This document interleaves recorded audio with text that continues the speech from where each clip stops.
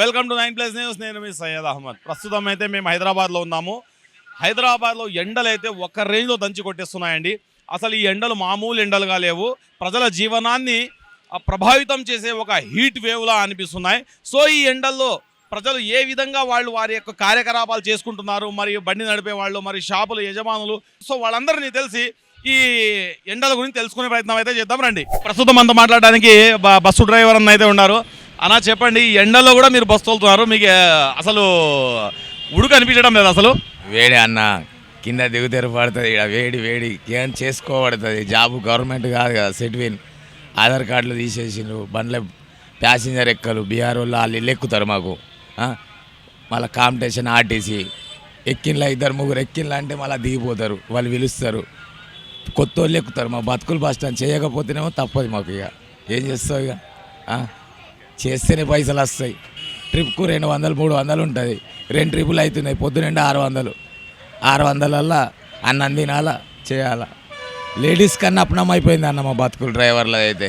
మీ సంస్థ యజమానులు మీ మధ్యలో ఏమన్నా వాటర్ ఫెసిలిటీ కానీ, మజ్జిగ ఫెసిలిటీ కానీ అలా ఏమన్నా ఇస్తారా? ఎందుకంటే ఎండలో డ్యూటీ చేస్తున్నారు కదా మీరు. ఎవరు లేరు అన్న అట్లా. మన సొంత డబ్బులతోనే కొనుక్కోవాలా. ఏదన్నా క్యాన్లు పెడతారు దాతలు, వాటర్ బాటిల్ నింపుకుంటాం, ఆ బాటిల్లే తాగుతాం. ఎండ తగలడం లేదా ఈ టైంలో వచ్చారు బయటికి? ఎండ తగులుతుంది కానీ కాలేజ్కి వెళ్ళాలి కదా అంకుల్, కాలేజ్కి వెళ్ళాలని వెళ్తున్నాం. అంటే మామూలుగా వేసవి సెలవులు ఉంటాయి కదమ్మా, మార్నింగ్ టైమే కాలేజ్ ఉంటుంది కదా. మార్నింగ్ టైం కానీ మాకు కాలేజ్లో ఆఫ్టర్నూన్ షిఫ్ట్ ఇచ్చారు. మార్నింగ్ షిఫ్ట్ ఉంటుంది, ఆఫ్టర్నూన్ షిఫ్ట్ ఉంటుంది. మాకు కాలేజ్లో ఆఫ్టర్నూన్ షిఫ్ట్. ఎలా ఫీల్ అవుతున్నారమ్మా అసలు?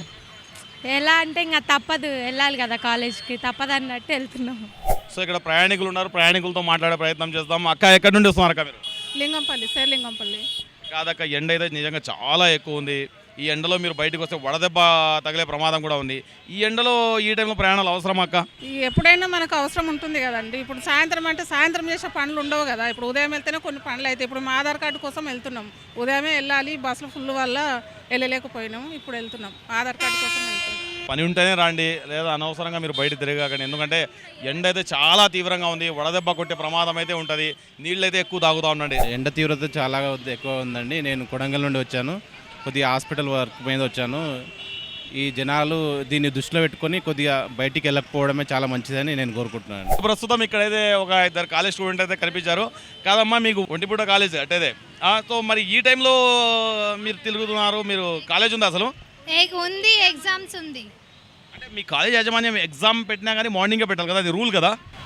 సార్కే తెలియాలి. ఇంకా అంటే సీనియర్స్కి అప్ మార్నింగ్, మాకు ఈవినింగ్ లో పెట్టినారు. కానీ ఎందుకంటే మా ఎండ అయితే చాలా ఎక్కువగా ఉంది. మీరు ఈ మాట చెప్పచ్చు కదా, ఎండ మన పైన ప్రభావం చూపుతుంది, వడదెబ్బ కొడుతుంది చెప్తే అయిపోతుందా? వేరే వాళ్ళకి చెప్పాలి కదా. అంటే మీ ఫ్రెండ్స్ అందరు కలిసి చెప్తే బాగుంటది కదా.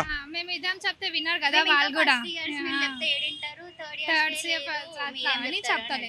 ఎండ ఎంత ఉన్నా కూడా తప్పదు కదా, బయటికి వెళ్ళి జాబ్ చేసుకుంటే తప్పదు. ఎండ ఉంది అని చూసి ఇంట్లో కూర్చుంటే కూడా శాలరీ రాదు, డబ్బులు రావు.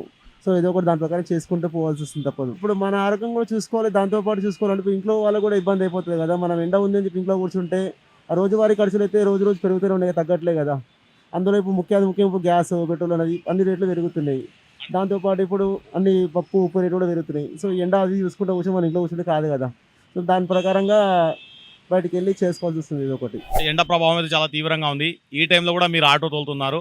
ఈ టైంలో కాకుండా ఈవినింగ్ షెడ్యూల్లో తోలుకుంటే బాగుంటుంది కదన్నా.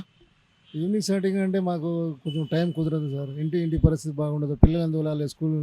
అసలు ఈ వేడిని ఎట్ట తట్టుకుంటున్నారన్నా మీరు ఈ ఆటోలో తోలుతా?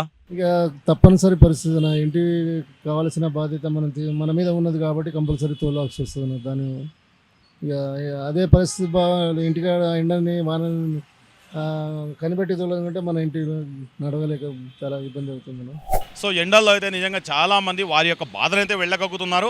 కానీ వారి కుటుంబ పోషణ కోసమో, మరియు వారికి అవసరాల నిమిత్తమో, మరియు ఎగ్జామ్స్ ఉంటాయి, ఇవన్నీ మనకు ఇంపార్టెంట్ కాబట్టి దానికోసం మేము బయట వెళ్లాల్సి వస్తుంది. లేదంటే అసలు బయట వెళ్లాల్సిన పరిస్థితి లేదని అయితే వాళ్ళు చెప్తున్నారు. ప్రస్తుతం ఎండ అయితే చాలా తీవ్రంగా ఉందండి. దయచేసి ప్రతి ఒక్కరు కూడా మీకు ఏమన్నా అవసరం ఉంటేనే బయటికి రండి, కానీ అవసరం లేకుండా అనవసరంగా మీరు వచ్చి మీ ఆరోగ్యాన్ని మీరు చెడగొట్టుకోవద్దని తెలియజేస్తూ కెమెరా పర్సన్ సుధాకర్తో 9+ న్యూస్ సయ్యద్ అహ్మద్.